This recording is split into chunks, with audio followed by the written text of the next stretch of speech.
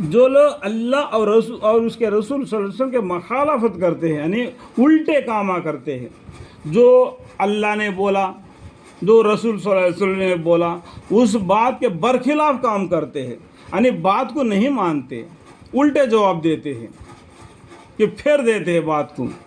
اور دنیا میں بھی ایسے ذلیل ہوں گے، ایسے لوگ جو بات کو ٹالتے ہیں، مخالفت کرتے ہیں، ان کو دنیا میں بھی ذلیل ہوں گے جیسے ان سے پہلے لوگ ذلیل ہوئے تھے. ہم پیچھے مڑ کر دیکھیں کہ اللہ کے نافرمانی کرنے والوں کو، پیغمبر صلی اللہ علیہ وسلم کے نافرمانی کرنے والوں کو دنیا میں کیا سزا ملی، اور آخرت کا سزا تو ہے ہی، اس کا تو ہم بول نہیں سکتے کہ وہ اللہ معلوم.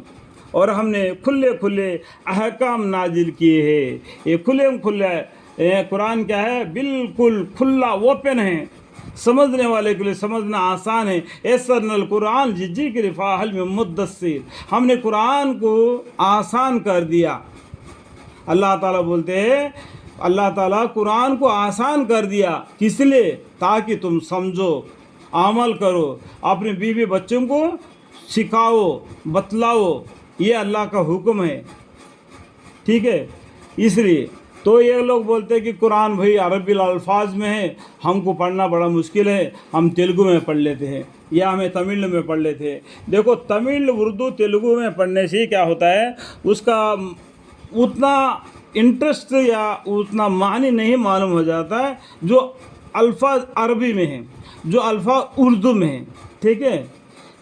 کھلے احکام نازل کیے ہیں، اور کافروں کو ذلت کا عذاب ہوگا جس روز ان سب کو اللہ تعالیٰ دوبارہ زندہ کرے گا. پہلا مرتبہ کب زندہ کیا؟ ماں کے پیٹ میں تھا، جو اس کا آزو بازو سب بن گئے.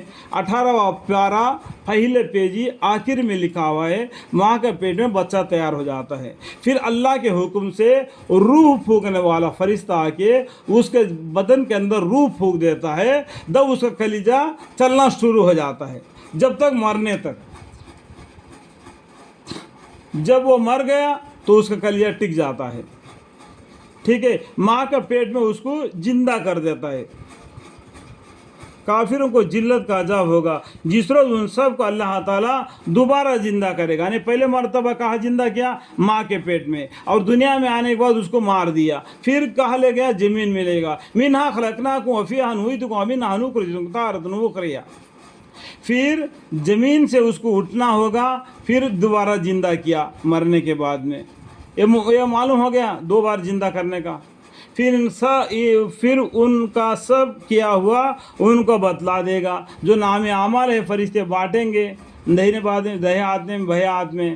وہ آپ کو سورہ واقعہ میں بتلایا گیا، سورہ رحمان میں بھی بتلایا گیا، کیونکہ اللہ تعالیٰ نے محفوظ کر رکھا ہے ان کے نام اعمال کو.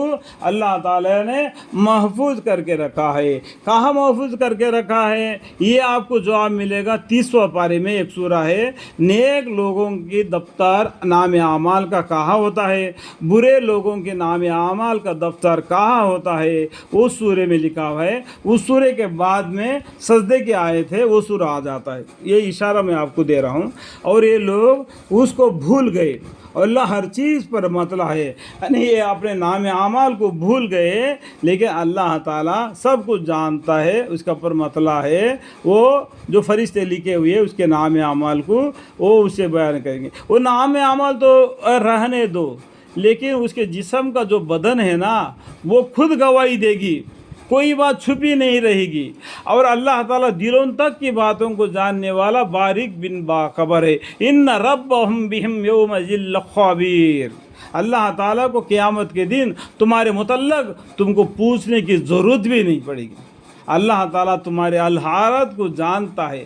اس لیے انسان جو بندہ دنیا میں آ گیا، انسان بن کے آ گیا، اشرف المخلوقات بن کے آ گیا، تو اس نے کیا کرنا ہے؟ اللہ کے سامنے توبہ استغفار کرنا ہے. یا اللہ مجھے معاف فرما، یا اللہ مجھے معاف فرما، یا اللہ مجھے جہنم کے عذاب سے حفاظت فرما، یا اللہ مجھے جہنم کے آفت سے حفاظت فرما، یا اللہ تیری رحمت کے سائے میں مجھے جنت عطا فرما، یا اللہ مجھے تیری رحمت کے سائے میں جنت عطا فرما. بس یہی دعا مانگتے رہنا، چلتے پھرتے اٹھتے بیٹھتے ہمیشہ اللہ کی بندگی میں رہنا، یہ بڑی چیز ہے۔